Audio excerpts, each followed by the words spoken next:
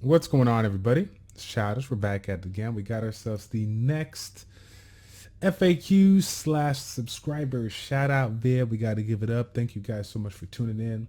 Once every 3 years, we make a frequently asked question video because, again, I get a lot of emails with certain questions when I want to get those addressed to you guys since it seems to be pretty darn common.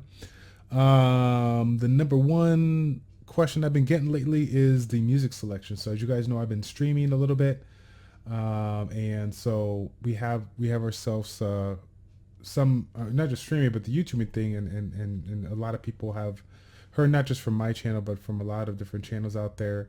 They're listening to like the same music over and over, and why is that? What's going on? Basically, guys, the music that is available for us content creators is extremely limited due to the fact that it is, we got the whole issue of copyright and copyright infringement and whatnot. So with regards to our channels, in order for us to provide music for you guys on our channels, we have to use copyright free music. Now, out of that small amount of music out there that's available to listen and use on your own channels, and copyright free, there's still even a smaller amount of those that are actually legitimate. Some of these copyright free places that are saying that they're copyright free, they're still the companies are still claiming music from it, and if they claim it, they basically force us to demonetize it.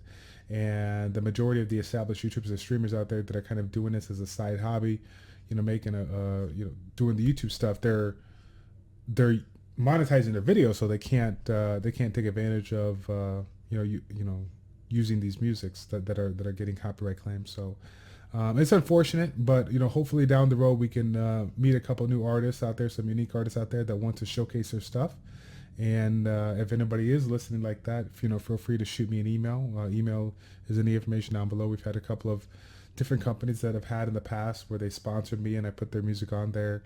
And it worked out pretty darn well. But again, I have switched my methods a couple of different times. So as of right now, just using some of the companies that you guys are familiar with, no copyright music. Pixie Music, which makes bigger mixes for the for that non-copyright music, list, so you can put it on the stream and whatnot. They're making a big list for that. They're making a big compilation of music for that, and so that's why a lot of us you hear them kind of use different mixes from that group. Let's see. So next one, why no homunculus? Because I'm a slacker, obviously. As a person that's played games for quite some time. I've seen this with this game. It comes in surges, right? Sometimes we get a lot of new and exciting content real quick, and sometimes we don't. And so for me, while it is exciting and I should be extremely motivated to get it to this possible price so you guys could see all this amazing new stuff with it and whatnot, at the current time, it is a unique unit, and there are a couple of builds within its realm of elements that will allow me to do things a little bit easier. But for the most part, for me, in my personal situation right now, it is not a quote unquote game changing unit for me. We were to talk about something like Veramos coming out. Veramos, I'm gonna farm whatever I got to do to get that as soon as possible, because Veramos was, in my opinion, a game changer.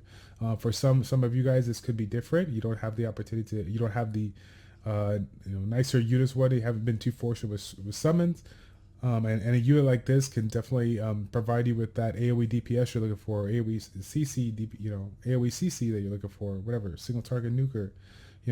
Right now I'm not really in the ballpark for that. If I get one, great, but as far as this particular unit, I'm not in a rush. That being said, I am still working on it, so hopefully here within the next week or two we'll get it done. TOA videos, where are they, buddy? Yeah, so as you can see right here, this is me speed rushing. It's TOA reset. Okay, it's been what, 2 days since it's been up with the TOA reset. I'm still rushing. I'm still in rushing mode. That's how long it's taken me. No, basically, guys, I've kind of analyzed my the TOA aspect and kind of looked at my fellow YouTubers and streamers out there. As you guys know, I am really a big advocate of kind of paying it forward and promoting a lot of the people that create content out there in the community. While I feel like it is great to make videos, all of us make videos on the same kind of topics. You know, it gives you guys a different perspective as far as some of the um, strategies and whatnot that kind of goes on this. With regards to TOA, I feel that as far as the community goes, the YouTube and streaming community goes, we do a really, really good job of showcasing, a wide variety of setups. In addition to that, CompToUS has made it extremely easy to kind of get a heads up on, what people do, right? If you guys have seen the the list on the TOA on the left side, on the tower, you can see the actual monsters that people commonly use. So since we're done with this fight here, we'll go ahead and take a quick peek at that. So if you go to the strategy info right here and you're looking at the boss stages, whatever, you can go ahead and kind of figure out what are some of the common units that people have been using with really good success. So obviously certain people will struggle on certain stages, and again, we've done a really, really good job of putting videos out on specific stages that are commonly people struggle on and whatnot. So that being said, you are more than welcome to shoot me a private message on my Facebook page if you have any specific question on a stage. You can show me your monster box and I can try to help you out as best as I can. But again, I'm trying to focus on doing a couple of different series, or I got different things that I'm working on the side. So with regards to TOA, I won't spend too much time on that as of right now. I feel like the community does a really, really good job of that. But stay tuned for more on that. We'll go ahead and kind of get this underway. But maybe something to kind of point out to you guys, since we're talking about the TOA and whatnot. Obviously for me, I like TOA, but it could definitely get a little bit stressful, especially for the people that are able to clear TOA hard. You guys understand how stressful it can be to gradually work your way up this road. And so for me, I take the lazy as all hell kind of approach with a bruiser comp, as you can see right here. I essentially auto majority of the stages, 50 to 59, sorry, 51 to 59, 61 to 69, 71 to 79, so on and so forth. I think about stage 80 TOA hard, I have to start manually it out because I just get super unlucky. But the funny thing about it is, guys, depending on where you're at in the game, if you are right around the stage of my game, I definitely recommend taking a step back. If you got stuff to do, whatnot, this is truly the way to go. While I would like to clear it a little bit quicker, considering the fact that this is just these guys have so much HP, so much defense and whatnot, I personally like the slower approach. And for me, having two units that have CC, having a conditional healer, a smart healer that's going to provide you with that heal in addition to your DAC bar manipulation there, a cleanser, and then of course units that provide dots.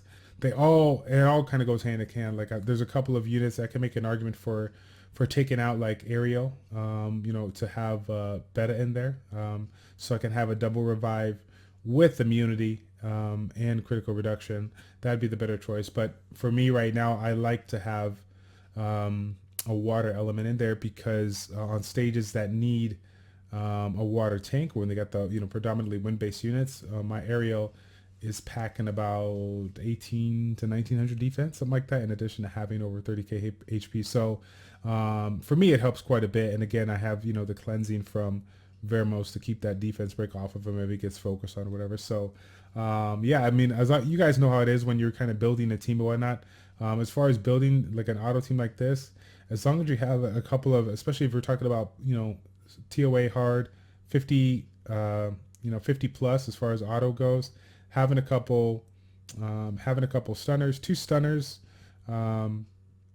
revivers, obviously RG can go bad in your favor, and then a couple of daughters, and obviously a way of defense breaking. Bella's just kind of one of those units that you're gonna have, it's gonna be a part of your lineup, and then of course buff removal is nice, and then hit point disturb. As you can see, I have two ways of hit point disturb. And so it definitely helps out a lot with these stale kind of comps that have some healing to them or whatnot. So as that's going on, let's get to the next one here. Do I have extra accounts? No. Excuse me.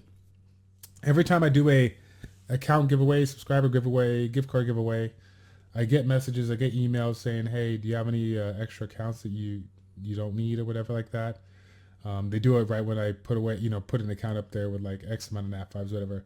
Obviously, guys, I do have access to accounts that have been given to me by our subscribers, but it's not for me to just straight up give away. They could have done that if they really wanted to, but they wanted to do a giveaway on the channel on behalf of them, for they put in the work and they want to donate it to the community. So as much as I would love to help out everybody, I can't. I just have to give you guys a good opportunity to get it. And so I try to do that once a month here if I can. So let's see. Subscriber shout out. So funny enough, we're looking at TOA right now. I want to give a big shout out to our last Educate and Dominate guest, Reefy. We were talking about TOA hard, speed rushing and whatnot. And we got a little bit into just certain mechanics of, TOA and TOA hard, but more focused on the speed rush aspect. That being said, that's not to take away his exceptional knowledge when it comes to just TOA in general. I'll put a link in the description down below. He made an amazing TOA guide. We've had a lot of people make some TOA guides in the past, but his is nice and up to date. In addition to that, it's very, very detailed. Very, very detailed. So if you didn't get an opportunity to check that out, feel free to hit up that link down below. It's from the Reddit forums. There's a lot of great articles down below in there. And again, for some of the spotlights, guys, as you guys know, I like to recognize not just the YouTubers and streamers, but content authors out there that write amazing articles out there. So if you ever catch something on official forums, the Reddit forums, that it really deserves some recognition there, don't hesitate to email me with that information so that I can put it out there for community. Again, it's not about bragging it up for this person, that person. It's about helping you get better.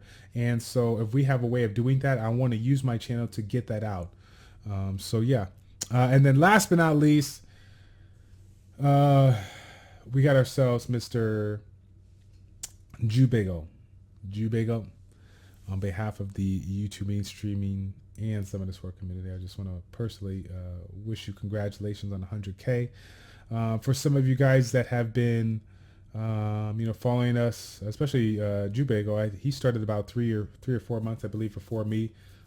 He's come a long way. He's definitely done an amazing job providing content for you guys. Does it in his own unique fashion that people can relate to.